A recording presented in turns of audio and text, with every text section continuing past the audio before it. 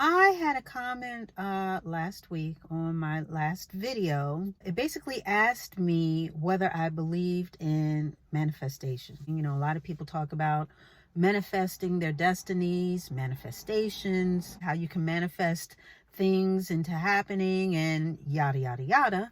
And she basically wanted my take on it. And my answer to the question was basically yes and no. As far as manifesting is concerned, manifest basically means evident, making something evident. So the way a lot of people use this term, manifesting and manifesting your dreams and manifestations, I do not believe that magically or through the will of your mind and just speaking and just focusing in on a thing, you can conjure up these things into existence, into being, into happening. It's portrayed and perceived as just this force that you can enable just through willing it to happen and by will alone. I think that there's a lot more going on than what is actually realized. Now, with that being said, the Bible does say that life and death are held on the tongue, as well as a man thinketh, so shall he doeth. So with those things, we do know that thoughts are very powerful and words do matter. But it's the actions behind the words, both subconscious and conscious, that really drive the machine into manifesting things to happen and having things to become evident. Just like faith without works is dead, you can speak a whole lot on a whole lot of different things. But if you do not put the actions behind it, they're just words. So it's more of a collaborative effort than not. That's why it's so important to speak positivity over your life, to guard your tongue as far as what you say about yourself and what you say about other people, because that's a way of planting seeds. But speaking positively, like, oh, I'm going to get a new job. I'm going to get a new car. I know exactly what I want. I've been praying for this, and my husband's going to look like that, and being specific. And a lot of us, we employ vision boards and dream boards to make sure that we stay focused on a thing. Your actions, they will line up with the way that you are thinking, to the point where you can and will get that new car, get that new job. You'll be open to these things because you're already focused on it, and therefore all of your actions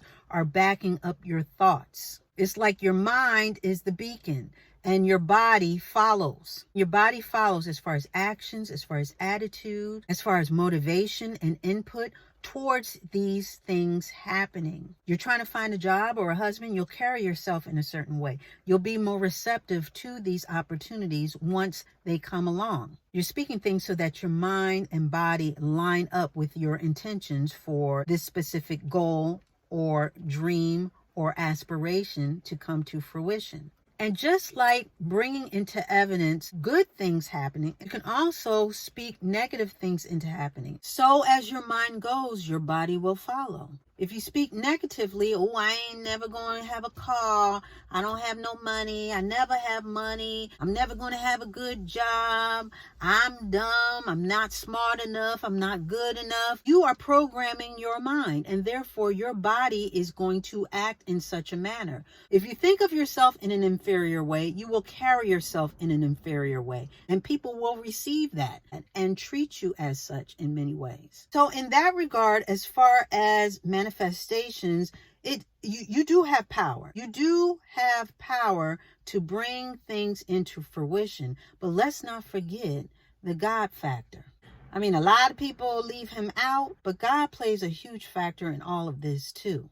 He is the maestro behind manifestations. He is the home run hitter. You know, like in baseball, how they have the 3 bases loaded, and if the next batter up, they hit a home run and everybody comes. Okay, so if you have the thoughts on base 1, and then on base 2, you have the actions behind those thoughts. And then on base 3, you have the motivation. God will come up to bat and bring all of them home. He will hit the home run to bring all of them home and bring everything to fruition. He's going to line everything up for you.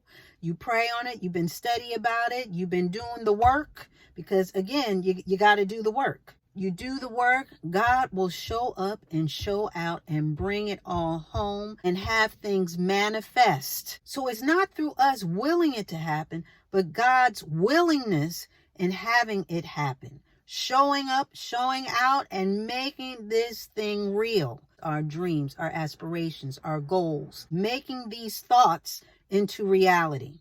It's not by our will, but thine will be done. It's not through our hard work alone, but through God doing the work and lining things up. When what you want for yourself lines up with God's will for your life, and things will be manifesting in your life all day long. But it's God showing up. He's the one that makes these things into reality. Without God, we have nothing. But with God, we can have anything. So I say all this to say, I don't believe it's magic. I don't believe it's just the power of one, because it's the power of the mind, and the mind speaks to the universe. But the universe it's not doing nothing. The universe is universing.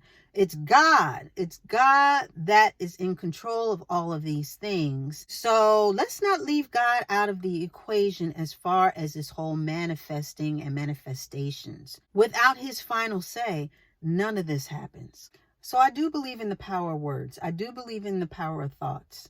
But I also believe in the power of actions behind these thoughts. And then with God's cosign, yes, things can become evident and manifest in your life. Absolutely. But it's not a you thing. It's a God thing. And with that, we are going to put a button on it.